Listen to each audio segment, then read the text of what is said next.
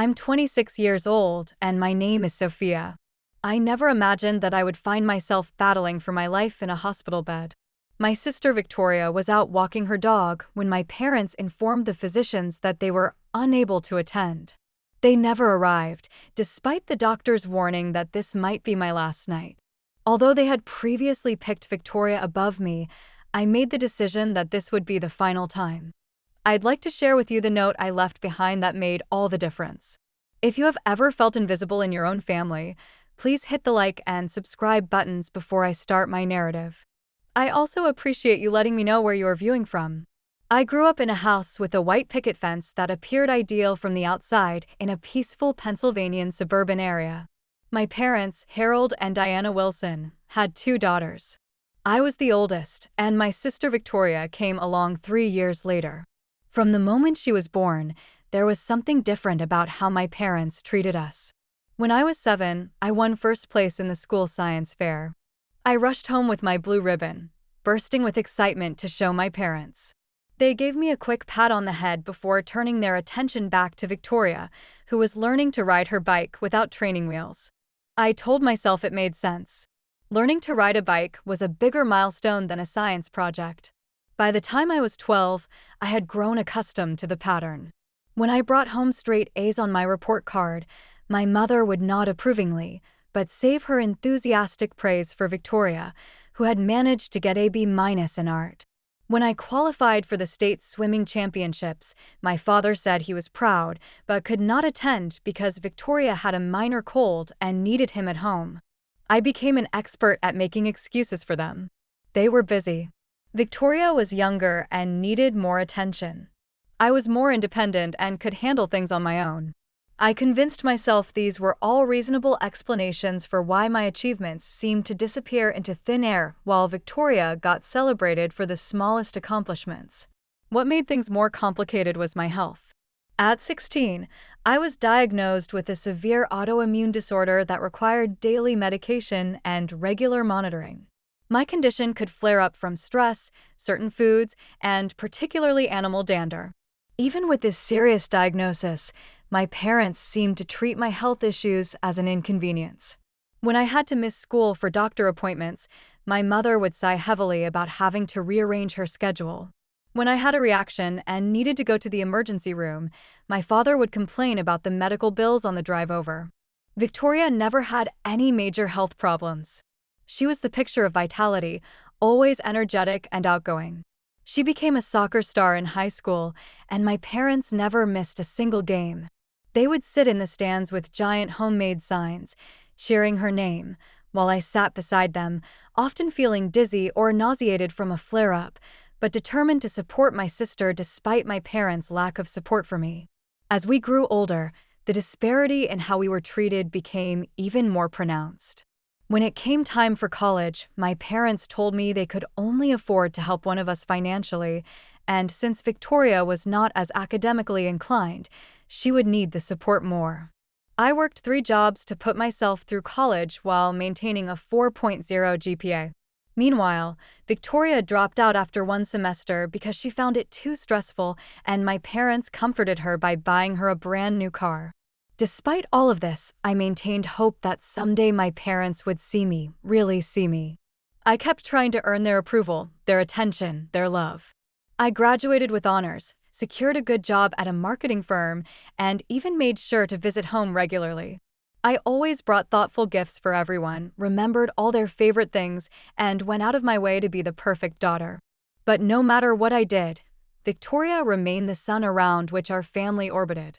Last year, after yet another holiday where I felt like a guest in my own family, I finally decided to create some space for myself. I moved to a city about 30 miles away, close enough to visit, but far enough to establish some independence. I found a nice 1-bedroom apartment, continued excelling at my job, and started building a life that was not defined by seeking my parents' approval. Victoria, now 23, still lived at home. She cycled through a series of part-time jobs, none lasting more than a few months. She spent most of her time shopping, going to parties, and posting on social media. My parents continued to support her financially and emotionally, acting as if this was perfectly normal for a woman in her 20s. The dynamic reached a new level when Victoria decided she wanted a dog. Not just any dog, but an expensive purebred Samoyed that cost more than $3,000.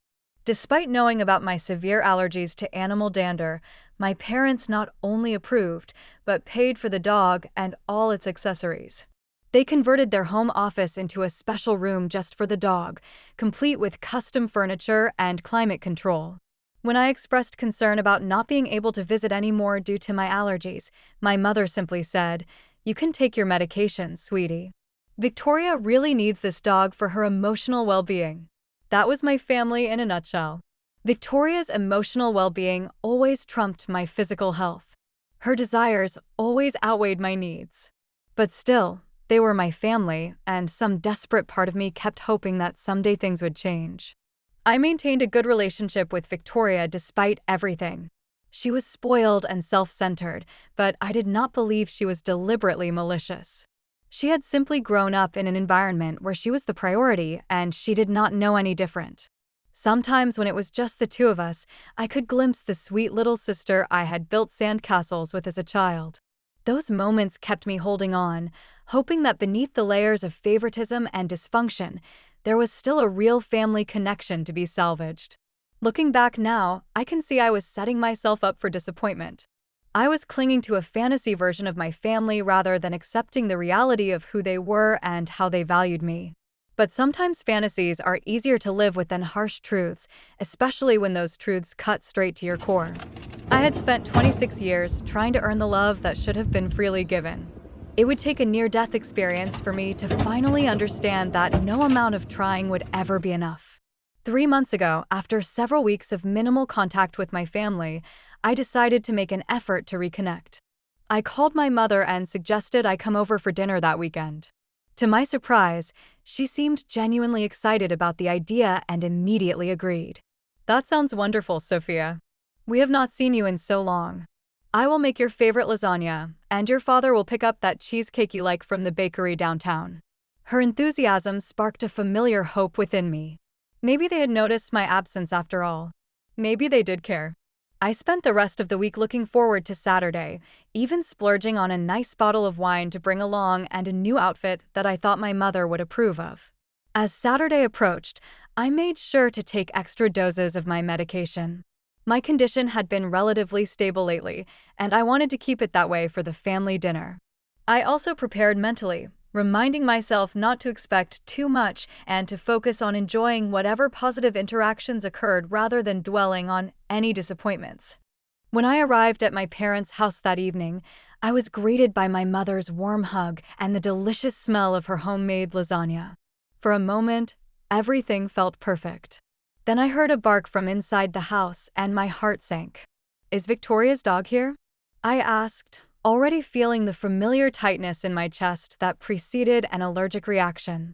"Of course, Snowball is here. This is his home," my mother replied as if it was the most obvious thing in the world. "Victoria brought him back from her apartment this morning. She is staying the weekend." I had not even known Victoria had moved out, which was a conversation for another time. Right now, I had a more pressing concern.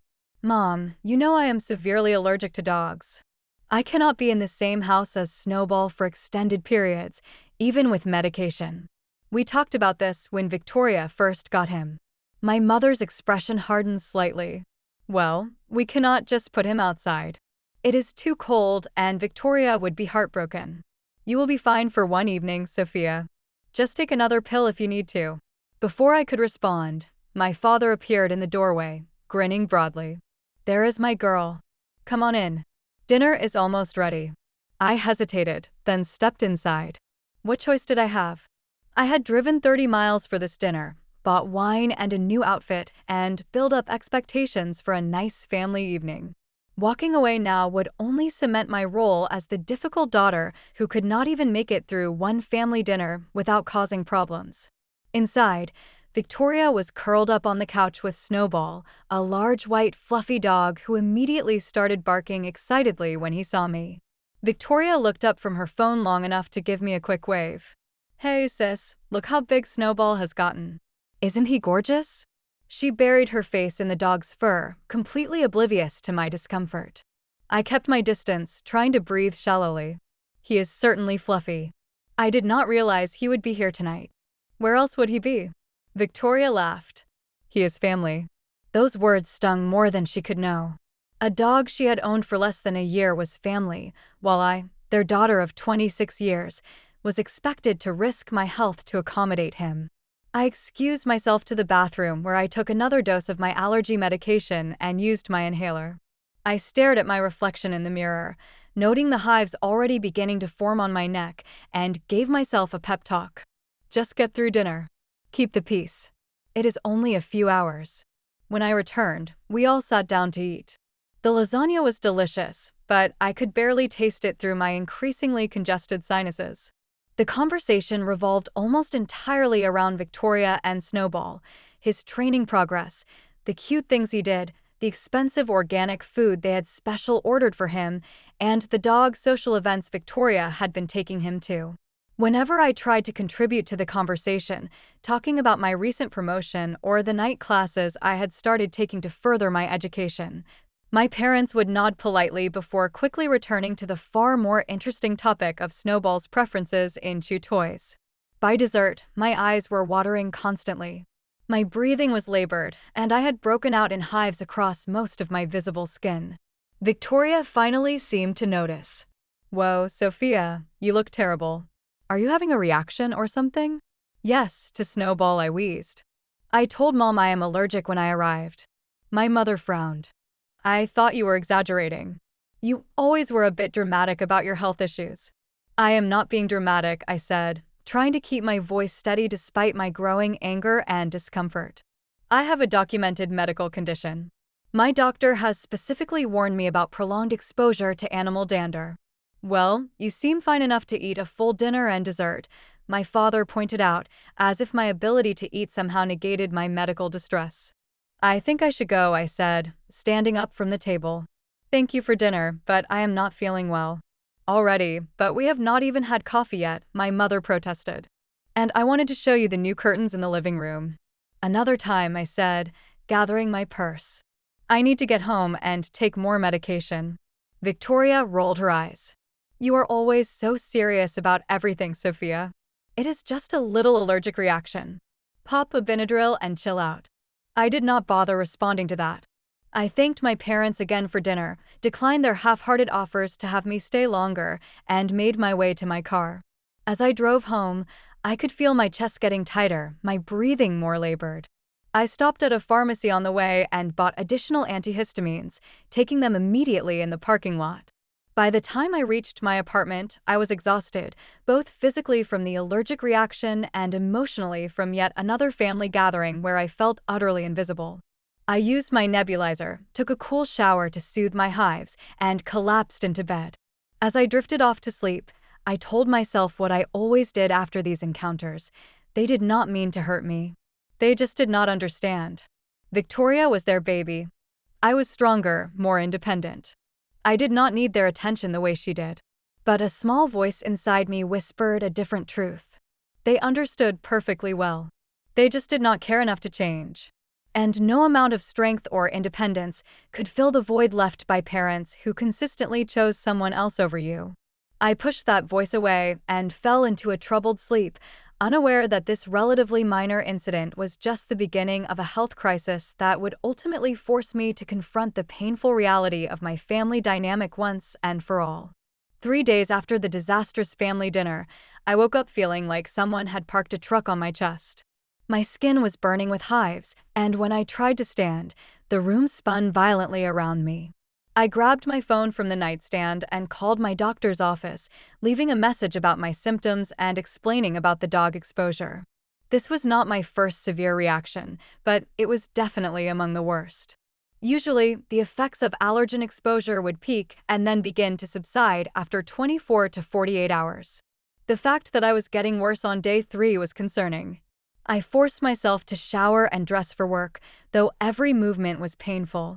I had an important presentation that day that I had spent weeks preparing for. Missing it was not an option in my mind. I had spent my entire life pushing through illness to meet expectations, and today would be no different. As I drove to work, memories of previous health crises flooded my mind.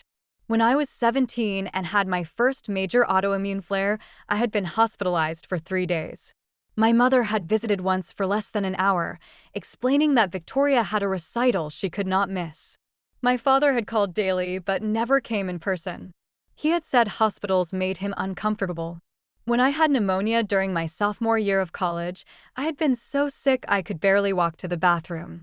My roommate had called my parents concerned. They had sent money for medication but explained they could not come visit because Victoria was going through a breakup and needed their emotional support. Each time I had told myself it was fine. I was an adult. I could handle being sick alone. I did not need my mommy and daddy to hold my hand. But the truth was, being chronically ill and having no family support was incredibly lonely and demoralizing.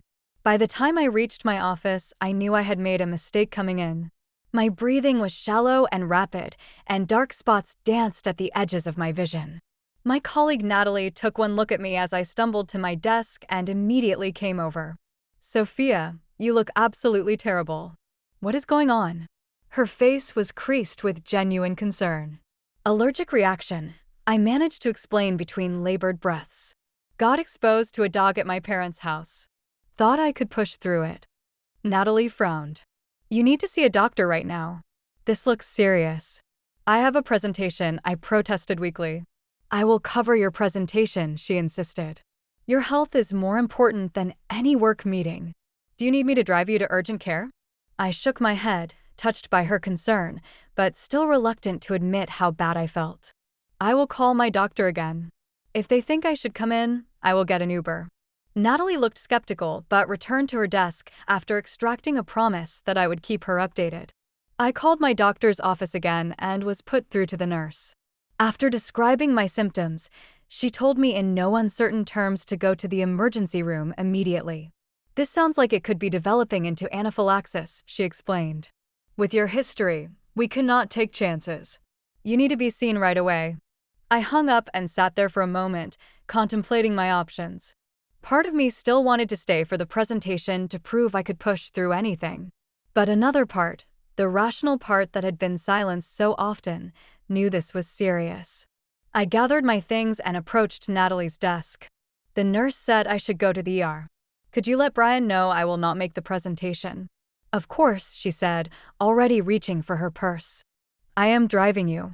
You should not be alone right now." I tried to protest, but she was insistent. And, honestly, I was relieved. As my condition had deteriorated throughout the morning, a growing sense of fear had been building inside me. Something was very wrong, and the thought of facing it alone was terrifying. As Natalie drove me to the hospital, I decided to call my parents. Despite everything, they were my family, and a small part of me still hoped that in a true emergency, they would be there for me. The call went to voicemail. I left a brief message explaining that I was having a severe reaction and heading to the hospital. I tried to keep my voice steady, not wanting to sound dramatic, but also hoping they would understand the seriousness of the situation. Next, I tried calling Victoria, thinking she might be able to reach our parents if they were not answering their phones. "Hey, what's up?" she answered, the sound of her dog barking loudly in the background. "Victoria, I am having a really bad reaction," I explained, my voice growing weaker. "I am on my way to the hospital. I cannot reach Mom and Dad. Could you let them know?" "Oh, that sucks," she said, sounding distracted. "Snowball, stop that." "Sorry, he's trying to eat my shoes." "Yeah, I will tell them when I see them. They are taking me and Snowball to that new dog park today." "Victoria, this is serious," I emphasized. "I need them to know I am going to the hospital now." Okay, I will text them." Got to go. Snowball is destroying my favorite sneakers. Feel better. And with that, she hung up. I stared at my phone in disbelief. Even now, with me heading to the emergency room, Victoria and her dog remained the priority. I slumped back against the car seat, fighting tears of frustration and hurt. "Family?" Natalie asked sympathetically. "Something like that," I muttered. By the time we reached the hospital, I was struggling to stay conscious. My throat felt like it was closing, and the hives had spread to the point where my skin felt like it was on fire. Natalie helped me into the emergency room, where the triage nurse took one look at me and immediately called for assistance. What followed was a blur of activity. I was rushed into a treatment area, given injections of epinephrine and steroids, and hooked up to various monitors. Doctors fired questions at me about my medical history, my exposure to allergens, and my current medications. I tried to answer as best I could, but I was fading in and out of awareness. The last clear memory I had was of calling out for my neighbor, Mrs. Garza, asking her to feed my cat. Mrs. Garza was the elderly woman who lived next door to me. She had no connection to the hospital and was not there. But in my confused state, I was concerned about my pet being alone. Then darkness claimed me entirely. I later learned that as my condition worsened, the hospital staff had made multiple attempts to contact my parents. They had finally reached them around 6 p.m., some 4 hours after I had been admitted. The conversation, as it was relayed to me later by a nurse who had been present, went something like this: "Mr. and Mrs. Wilson, this is Mercy General Hospital. Your daughter Sophia has been admitted with a severe anaphylactic reaction. Her condition is critical, and we strongly recommend you come immediately." "Tonight? We cannot possibly come tonight," my father had apparently replied. "Our other daughter is walking her dog at that new park across town, and we need to pick her up afterward." "Sir, I do not think you understand. Your daughter is in critical condition. The doctors are doing everything they can, but her organs are starting to show signs of stress. Tonight might be her last night. You really should be here." There had been a pause before my mother spoke. "Well, we cannot just leave Victoria stranded with her dog. Surely Sophia will stabilize soon. We can come by tomorrow if she is still there." The nurse had apparently been so shocked she could barely respond. "I will note in her chart that you were informed of her condition," she had finally said before hanging up. As I drifted through varying states of consciousness, I was vaguely aware of voices around me, of machines beeping, of hands gently tending to me. At one point, I opened my eyes to see a nurse holding my hand.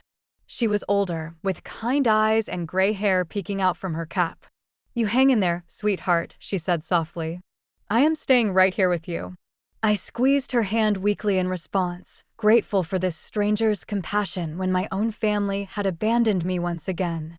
Throughout the night, my condition remained critical. My body was essentially at war with itself, my overactive immune system attacking my own tissues in response to the prolonged allergen exposure. The medical team worked tirelessly, adjusting medications and monitoring my vital signs.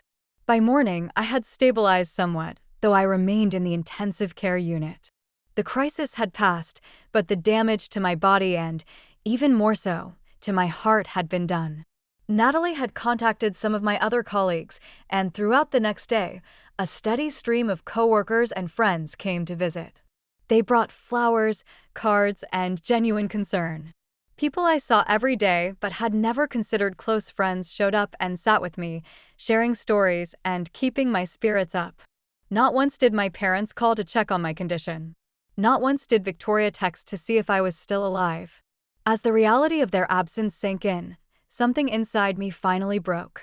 The fantasy I had clung to for 26 years, the hope that deep down my family truly loved me, finally shattered completely. In its place grew a strange sense of clarity.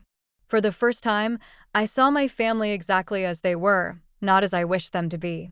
And with that clarity came the beginning of a plan, the letter that would change everything. The first 72 hours in the hospital remain mostly a blur in my memory. I have flashes of consciousness, the cold rush of medication entering my veins through the floor, the constant beeping of monitors, the squeak of nurses' shoes on linoleum floors, and the persistent feeling that I was drowning despite the oxygen mask covering my face. What I remember with perfect clarity, however, is the moment I fully regained consciousness and realized no one from my family was there. I opened my eyes to the sterile white ceiling of the intensive care unit and turned my head, half expecting, against all reason, to see my mother in the chair beside the bed. Instead, there was a young nurse checking my vitals. "Welcome back," she said with a warm smile when she noticed I was awake. "You gave us quite a scare." "My parents?" I asked, my voice a painful rasp. Her smile faltered slightly. I do not believe they have been in yet. Would you like me to try calling them again? That was when the full reality hit me. I had nearly died, and my parents had chosen not to come because Victoria needed help with her dog. I had known they favored her, but some part of me had always believed that in a true life-or-death situation, they would be there for me, too. That belief had been the last thread holding together my image of us as a real family. Now that thread had snapped. No, I said after a long moment. Do not call them. The nurse, whose name badge read Ellie, seemed to understand something of what I was feeling. She gently patted my hand. You have had other visitors, though. A woman named Natalie has been here every day, and several other friends have stopped by. They have been very concerned about you. I felt tears sliding down my cheeks. Colleagues and casual friends had shown more care for me than my own parents. The contrast was both heartbreaking and illuminating. Throughout that day, as my condition stabilized enough for me to stay conscious longer, I learned more about what had happened. Dr. Rivera, a specialist in immunology, came to explain the severity of what my body had gone through. You experienced a particularly severe biphasic anaphylactic reaction, she explained. The initial exposure to the allergen triggered the first phase, but then your body seemed to recover slightly before launching into a much more severe second phase. This is why you felt worse days after the exposure rather than immediately. Your autoimmune condition complicated matters, essentially creating a perfect storm in your system. Could I have died? I asked, needing to hear the truth. Dr. Rivera looked me directly in the eyes. Yes, Sophia. Without prompt medical intervention, this type of reaction can be fatal. The fact that your symptoms progressed over days rather than hours actually made it more dangerous, as many people would not seek help until critical organ systems were already compromised. She went on to explain that I would need to stay in the hospital for at least another week while they monitored my recovery and adjusted my medication regimen. The extended dog exposure had triggered such a severe response that my entire treatment plan needed to be reconsidered. As the day progressed, more pieces of the puzzle fell into place. Natalie visited during her lunch break and filled me in on what had happened after I lost consciousness. The emergency room staff called your parents multiple times, she said, her expression a mixture of anger and disbelief. I was still there for the first call, and I could not believe what I was hearing. The doctor literally told them, you might not make it through the night, and they said they could not come because Victoria needed help with her dog. I nearly grabbed the phone to scream at them myself. She went on to tell me that she had stayed at the hospital until late that night, only leaving when the nurses assured her I had stabilized. She had returned the next morning before work and had been checking in daily since then. Other colleagues had organized a rotation so someone would visit you at least once a day. We all pitched in for the flowers, she added, gesturing to a beautiful arrangement beside my bed. And Brian said to tell you not to worry about the presentation. He rescheduled it for when you were back. I was overwhelmed by their kindness. These people, who had no obligation to me beyond professional courtesy, had stepped up to support me in ways my family never had. As evening approached, Ellie came back to check on me. She had a strange expression on her face. Your parents called the nurses' station, she said hesitantly. They wanted to know your condition and said they might come by tomorrow. Might, I repeated, the word tasting bitter in my mouth. I can make sure they are updated on your condition if you would prefer not to see them, she offered. And I realized she had picked up on my distress. I was silent for a long moment, processing the emotions churning within me: anger, hurt, disappointment, but strangely also a growing sense of resolve. For the first time in my life, I was seeing my relationship with my parents with complete clarity, stripped of the desperate hope and excuses I had always made for them. If they come, I finally said, I do not want to see them yet. Please tell them I am resting and cannot have visitors. Ellie nodded, her eyes reflecting understanding. Of course. That night, as I lay awake listening to the rhythmic sounds of the hospital, I made a decision. I would use this time, this forced pause in my life, to finally address the toxic dynamic that had shaped my existence for 26 years. I would write a letter, a final communication to my parents, laying bare the truth of our relationship and establishing the boundaries I should have set long ago. The next morning, I asked Ellie for paper and a pen. She brought them without question, along with a small lap desk I could use in bed. As my strength slowly returned over the next few days, I worked on the letter, pouring out decades of hurt, disappointment, and finally my decision to prioritize my own well-being. During this time, the contrast between my biological family and the community that had formed around me grew increasingly stark. Natalie continued to visit daily, often bringing small comforts from home or updates from work. Other colleagues stopped by with books, magazines, and conversation that helped distract me from the physical discomfort of recovery. Mrs. Garza, my elderly neighbor whom I had called out for in my delirium, actually did come to visit after Natalie tracked her down to check on my cat. She arrived with homemade soup and a thermos and stories about how my cat was doing, having taken it upon herself to care for him in my absence. I have 5 children and 12 grandchildren, she told me as she sat beside my bed. But none of them live nearby. We look out for each other, you and I. That is what neighbors should do. Even Dr. Rivera went beyond professional requirements, spending extra time explaining my condition and treatment options, answering all my questions with patience and respect. When I mentioned my parents' refusal to come, she did not offer platitudes or excuse their behavior. That must be incredibly painful, she said, simply acknowledging my hurt without minimizing it. Sometimes the families we create in life are more important than the ones we are born into. Her words stayed with me as I continued to work on my letter. By the 6th day of my hospitalization, I had completed it, a 4-page handwritten document that represented both an ending and a beginning. I sealed it in an envelope that Ellie provided and waited. On the 7th day, as I was starting to prepare for discharge, Ellie came into my room with news. Your parents called again. They said they are definitely coming to visit this afternoon around 3. Would you like me to tell them you are not receiving visitors? I took a deep breath, feeling strangely calm. No, I said, I want you to let them come, but I will not be here. She looked confused. Are you being discharged this morning? Yes, I said, having already discussed my release with Dr. Rivera. But I have a favor to ask. When my parents arrive, could you give them this? I handed her the sealed envelope. And could you place it on the bed so it looks like I left it there for them to find? Ellie looked at the envelope, understanding dawning in her eyes. Of course, she said softly. I can arrange that. By 2:30 that afternoon, I had been officially discharged. Natalie had picked me up, and we were waiting in a small coffee shop across from the hospital. From where we sat, I could see the hospital entrance.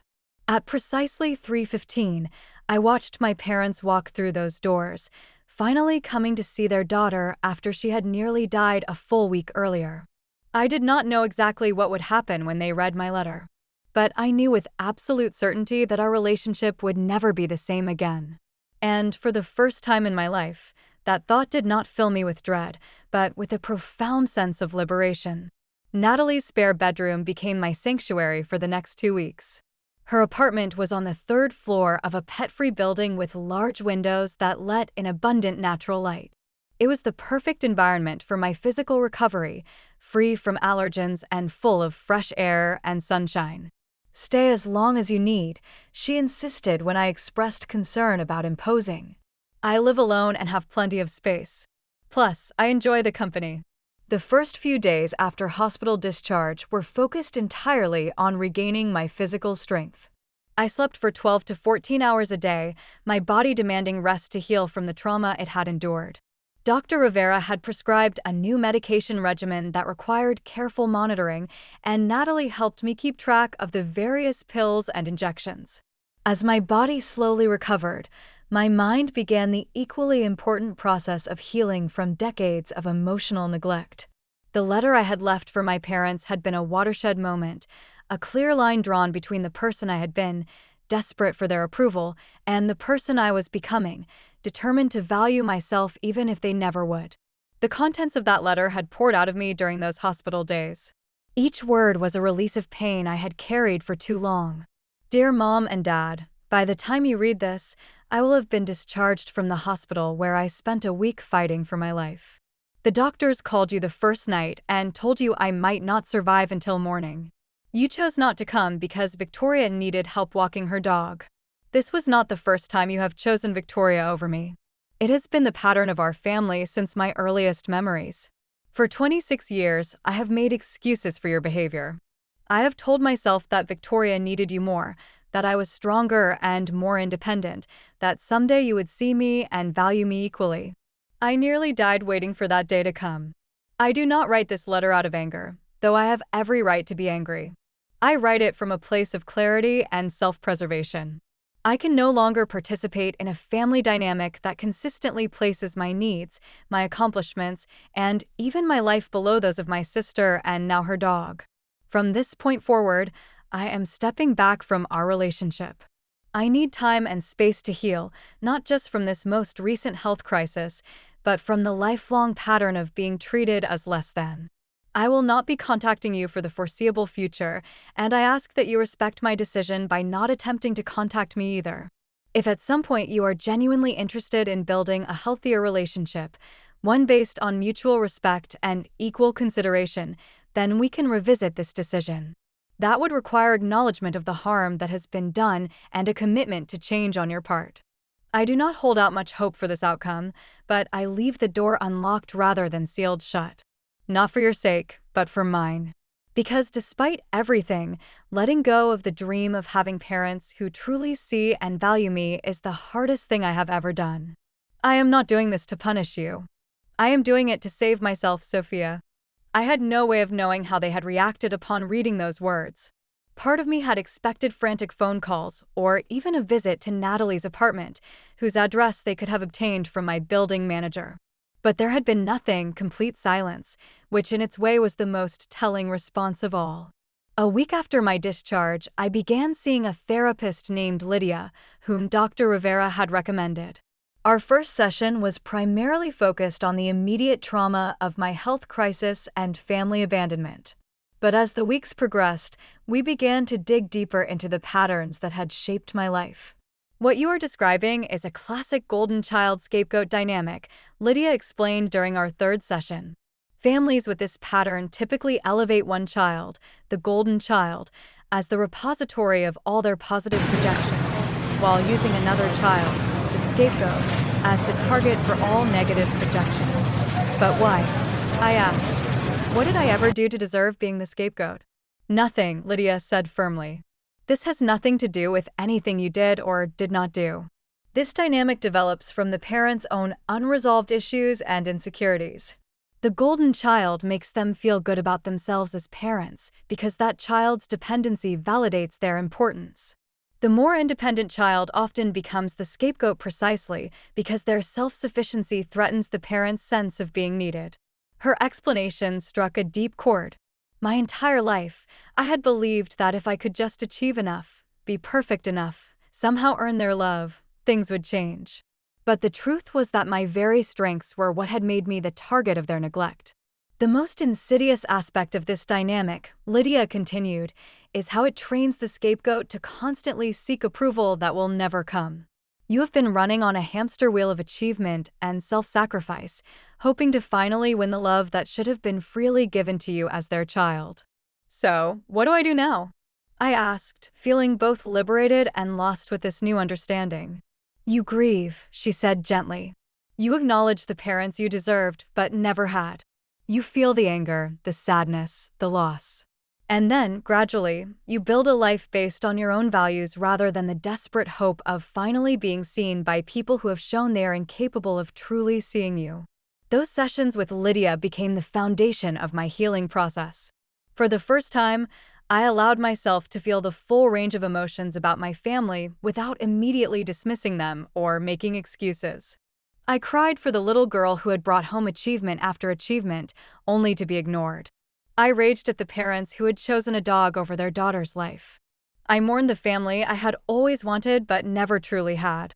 Alongside this emotional work, I began the practical process of rebuilding my life. 2 weeks after leaving the hospital, I felt strong enough to return to my own apartment.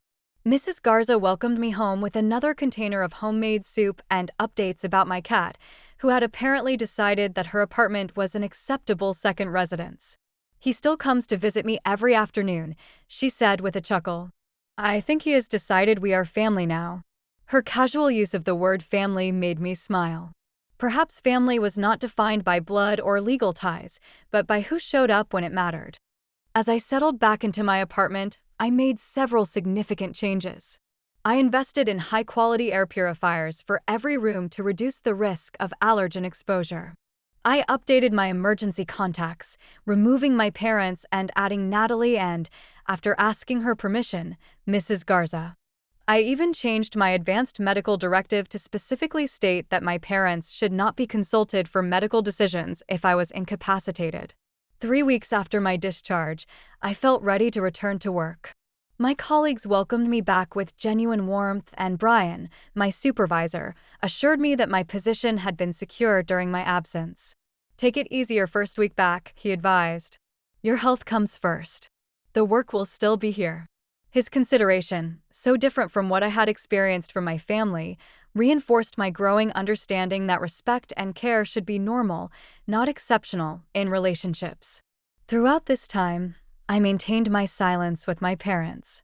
Victoria had texted once, a casual, "Hey, how are you feeling?" as if I had had a minor cold rather than a life-threatening medical emergency. I had responded with a brief, recovering, thanks, but did not elaborate or invite further conversation. My parents had finally called 4 days after reading my letter. I had let the call go to voicemail. My mother's message was short and strained.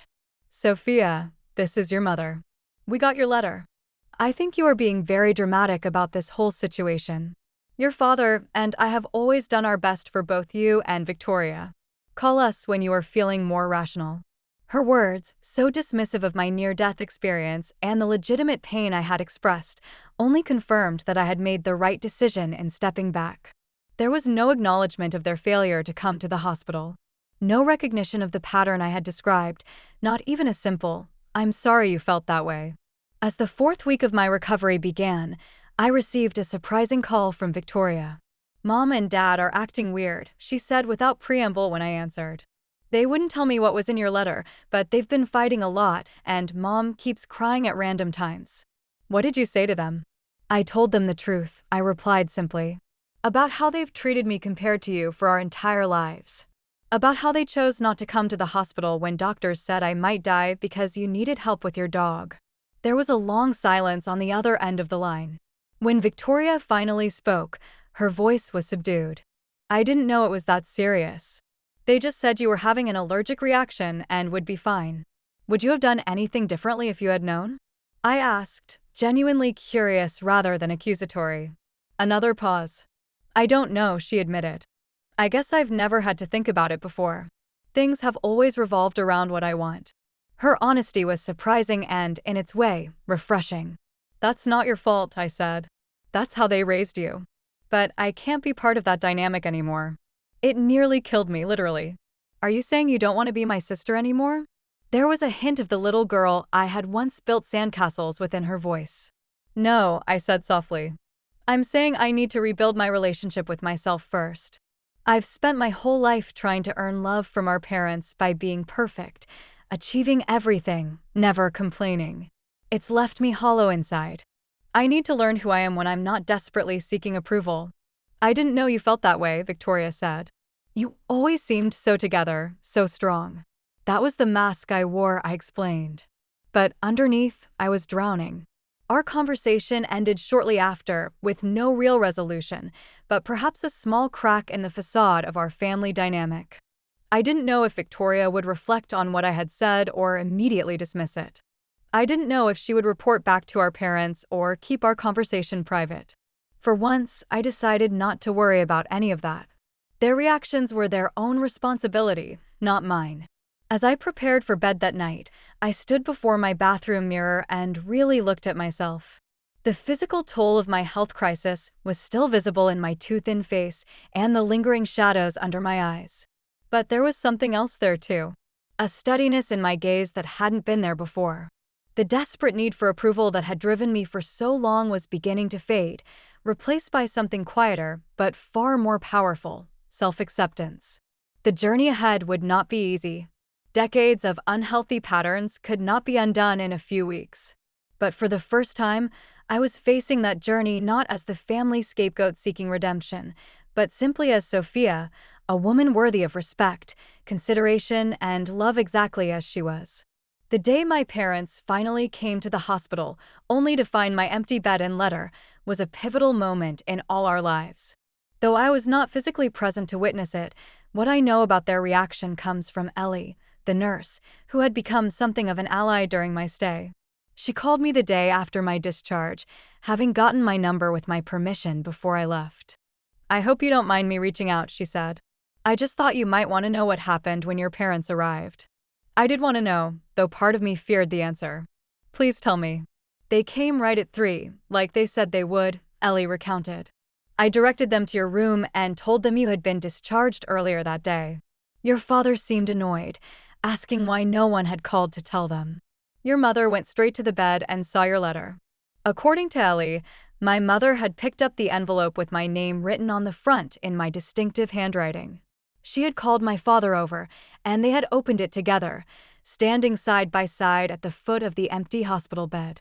"I gave them privacy," Ellie continued, "but I could see them through the window in the door. I've never seen someone's expression change so dramatically. Your father's face turned red, then almost purple. Your mother went completely white, like all the blood drained from her face at once. She sat down on the bed about halfway through reading, like her legs couldn't hold her anymore.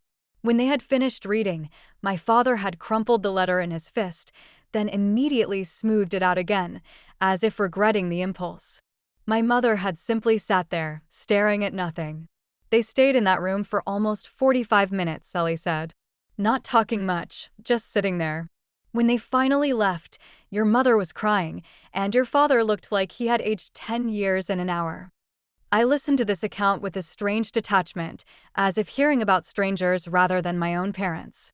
Their reaction suggested my words had hit home in a way I hadn't expected. Perhaps, for the first time, they were seeing our family dynamic through unclouded eyes. "Thank you for telling me," I said to Ellie, "and thank you for everything you did for me during my stay." "You're welcome," she replied warmly. "Take care of yourself, Sophia. You deserve it."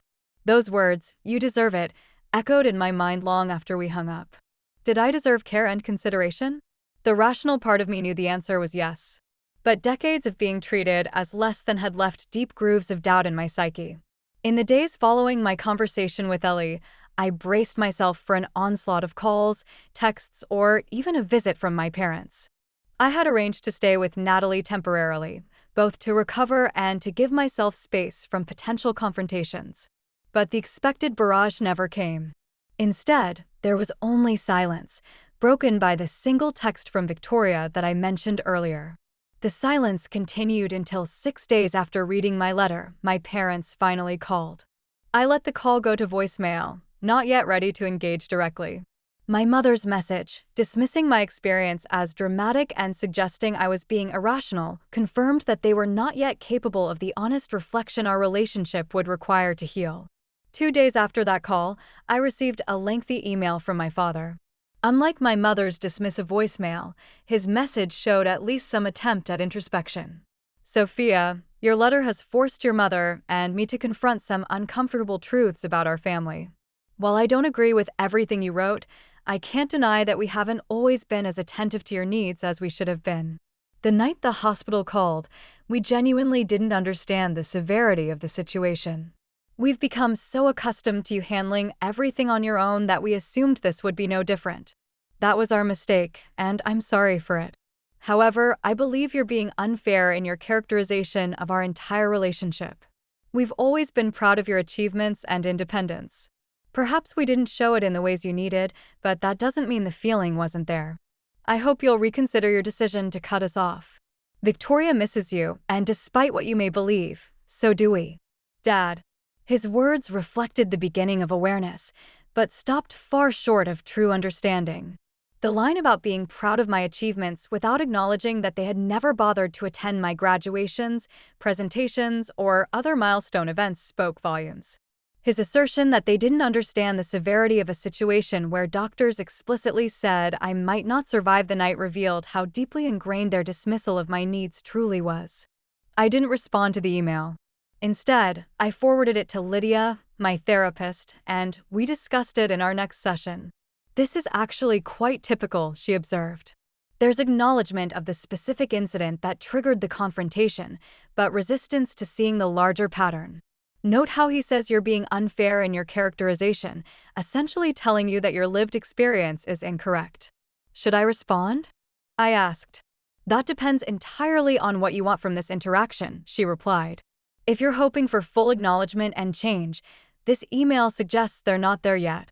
If you want to maintain some connection while establishing boundaries, a brief, neutral response might be appropriate. If you truly need complete space right now, silence is a valid option. After careful consideration, I decided to send a brief reply. Dad, thank you for acknowledging that you should have come to the hospital. That means something to me. However, this is not about one incident. It's about a lifelong pattern that nearly cost me my life. I need time and space to heal, both physically and emotionally. I hope you can respect that. Sophia. Short, direct, and maintaining my boundary while acknowledging his small step toward understanding. I didn't receive a reply. As the weeks passed and I settled back into my apartment and work routine, the silence from my parents continued. Victoria, however, began to reach out more frequently. Her texts evolved from casual check-ins to more thoughtful inquiries about my recovery and, eventually, tentative questions about our childhood. Was it really that bad for you growing up? She asked during one phone call about a month after my hospital discharge. I always thought you had it all together. You were so smart and capable. Everyone always talked about how impressive you were. That was the outside, I explained. Inside, I was constantly striving to be perfect enough to finally earn Mom and Dad's attention and approval. Do you remember my high school graduation? I was valedictorian, but Mom and Dad left right after the ceremony because you had a minor cold. I do remember that, she said slowly. I didn't even have a fever. Mom just said I looked peaked and needed to rest. And my college graduation, I continued. They missed it entirely because you had a date that night and needed help choosing an outfit. I had forgotten about that, she admitted, her voice small. When you put it all together like that, it does sound really bad. These conversations with Victoria were complicated. On one hand, she had been as much a product of our dysfunctional family system as I had been, just playing a different role. On the other hand, she had benefited from that system at my expense for our entire lives.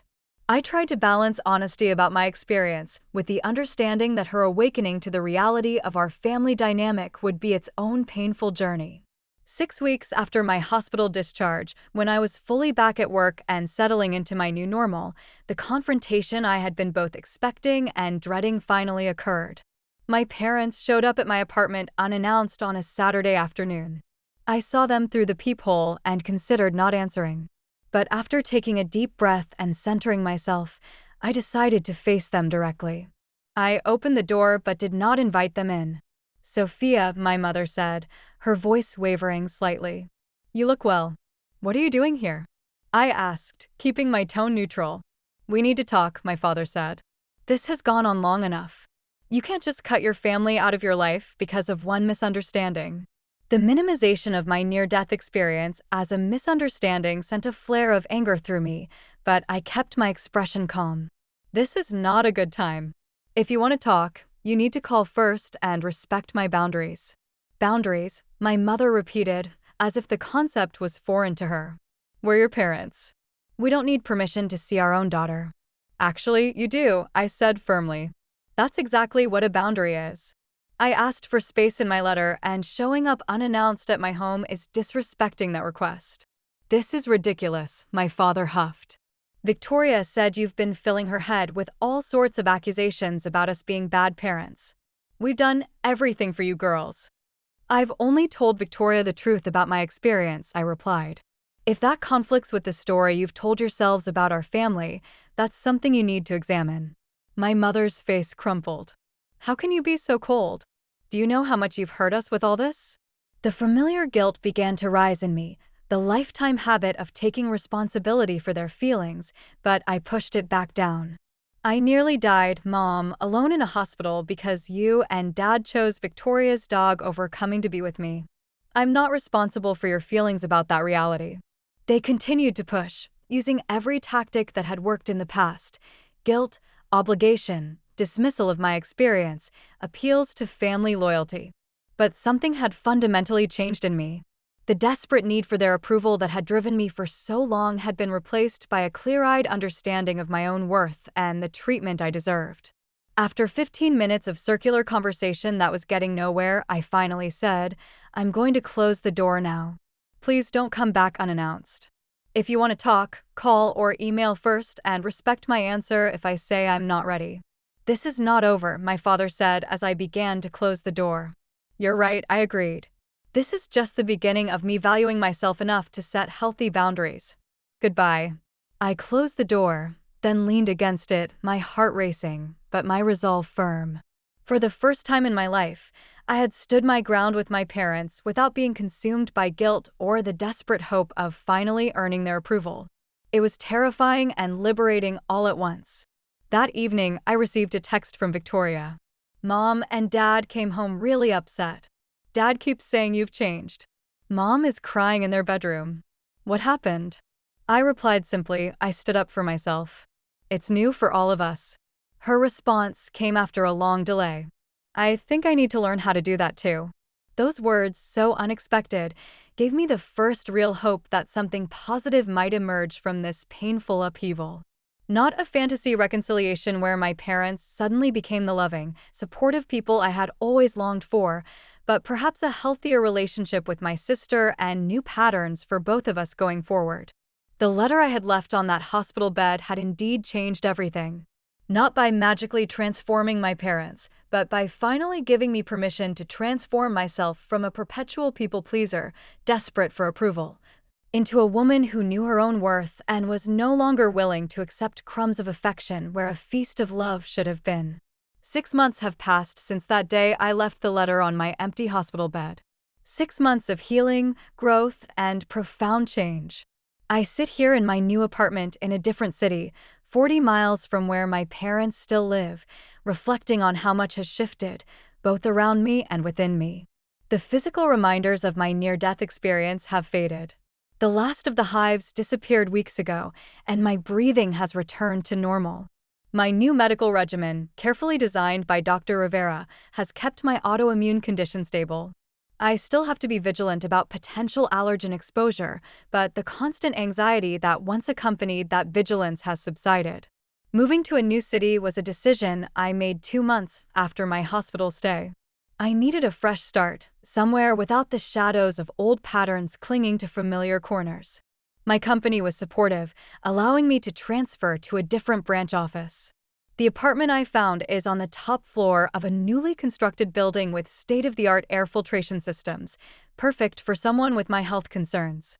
What has been most remarkable about this time is discovering how many people were ready to step up and become my support system when I finally created space for them in my life. Natalie visits every other weekend, and we have developed a friendship that goes far beyond our original work connection. Mrs. Garza and I speak weekly by phone, exchanging recipes and stories. She reminds me of the grandmother I never had.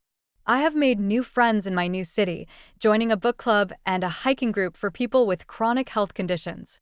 These relationships are different from any I had before. Without the desperate need to please that had colored all my previous interactions, I have found myself capable of authentic connections based on mutual respect and genuine care.